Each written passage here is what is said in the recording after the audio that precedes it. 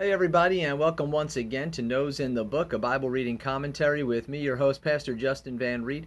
So great to have you with me as we take a look at four more chapters from the Word of God today.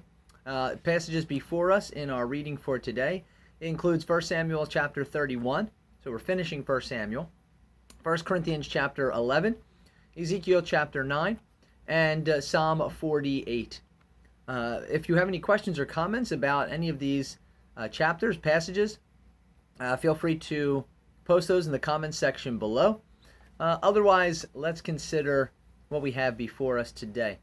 1 Samuel chapter 31 to begin here, and this is, of course, finishing off 1 Samuel with this chapter.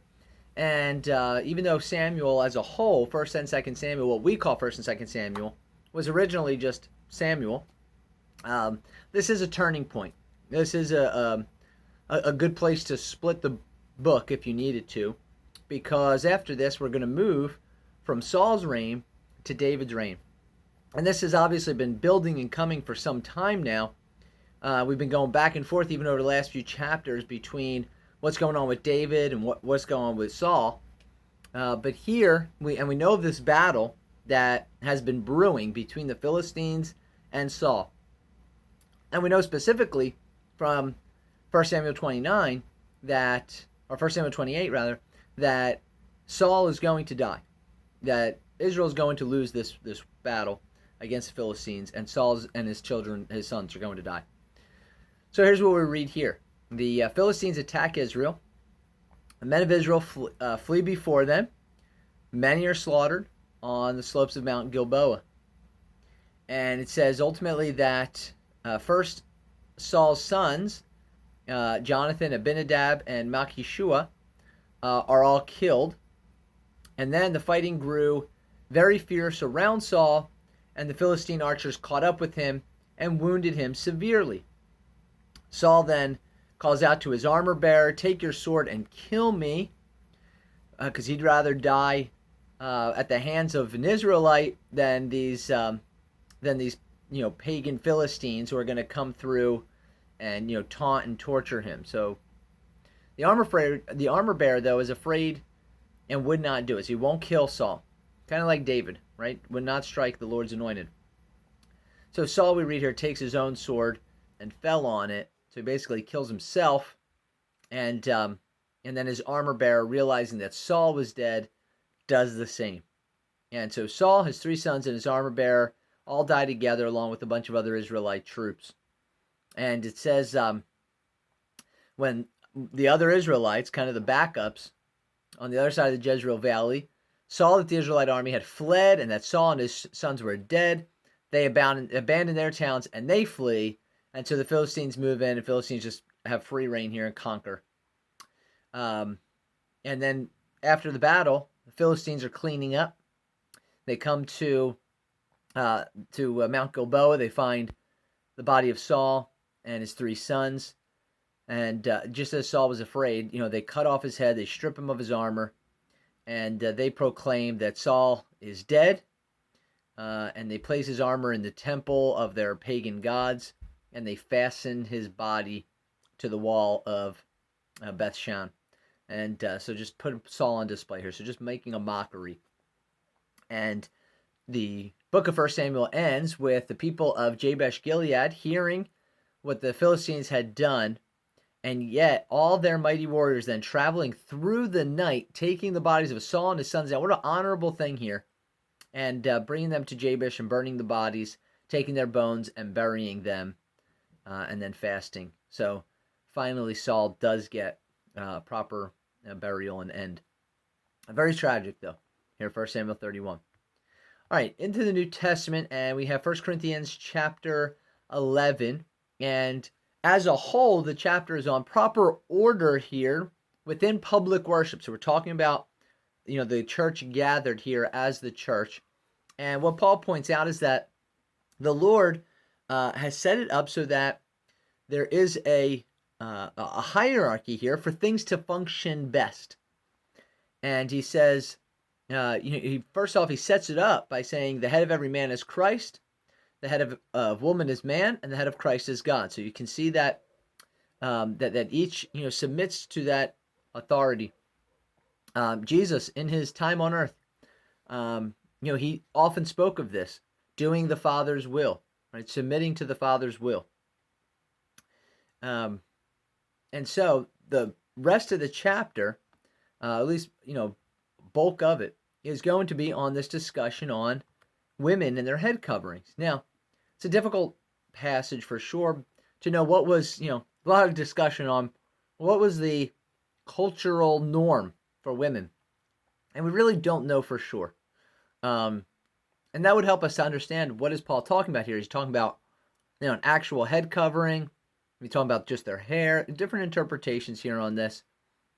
But the point, and I think we can understand the point, even if we don't know the specifics of what Paul was calling for, is that God has established that within the church, that for the sake of proper order in the church, just as it is in the home, that there's male leadership, and that the females who absolutely 100% can be included in the worship and in the activities of the church and ministries of the church, but do so under that male leadership and showing submission to that male leadership. And so the specific issue had to do with this head covering, because probably they were casting off these head coverings as a sign of independence from the male leadership.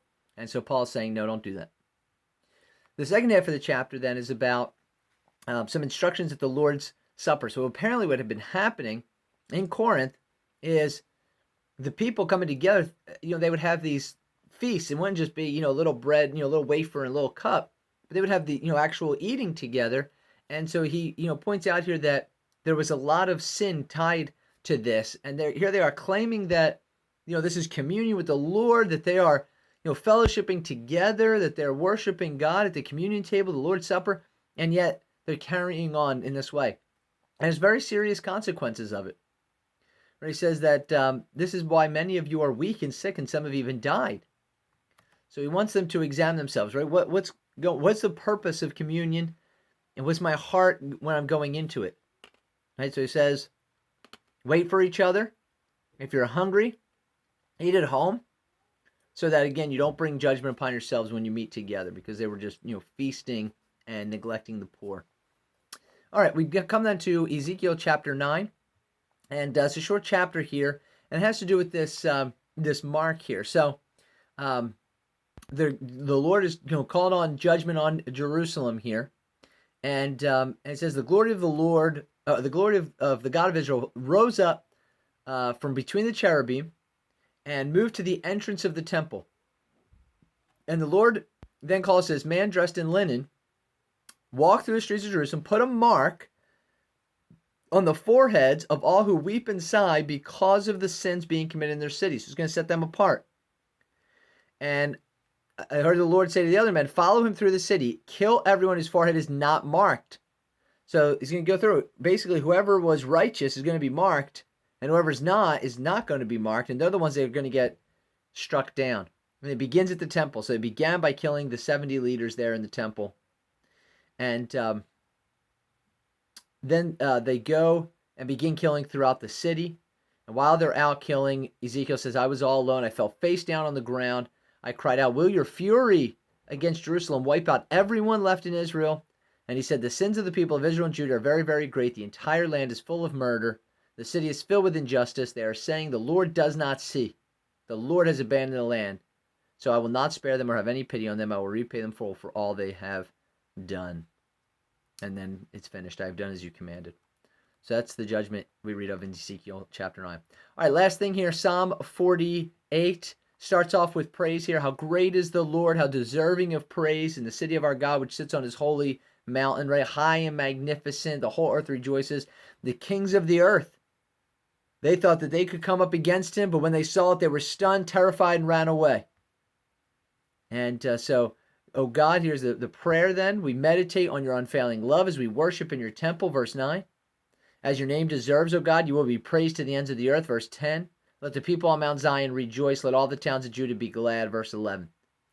And so here you have kind of a flip, you might say, from Ezekiel chapter 9, where you had judgment and, on Jerusalem, to here blessing here. Inspect the city of Jerusalem, that you may describe it to future generations. For that is what God is like. He is our God forever and ever. He will guide us until we die. All right, so that's all we have time for today. Again, we have 1 Samuel 31, 1 Corinthians chapter 11, Ezekiel chapter 9, and Psalm 48. Thanks for being with me these last few minutes.